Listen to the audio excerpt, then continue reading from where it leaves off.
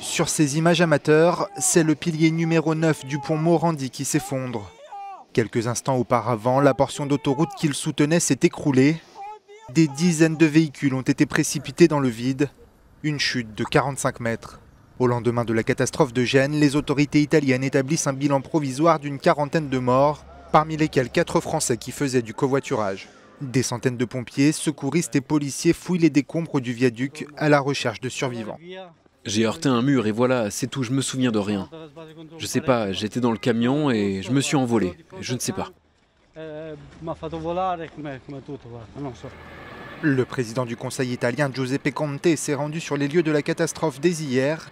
Après avoir pris connaissance du bilan humain, il a annoncé le lancement, je cite, d'un plan extraordinaire afin de surveiller l'état des infrastructures italiennes.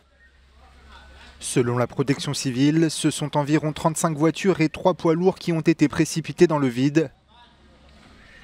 Certains passagers s'en sont sortis sans une égratignure, mais d'autres manquent encore à l'appel.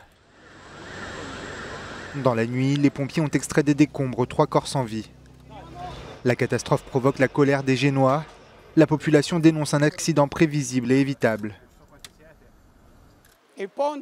Ça fait 3 ans qu'ils réparent le pont, mais au lieu d'améliorer la sécurité, ils ont fini par le détruire.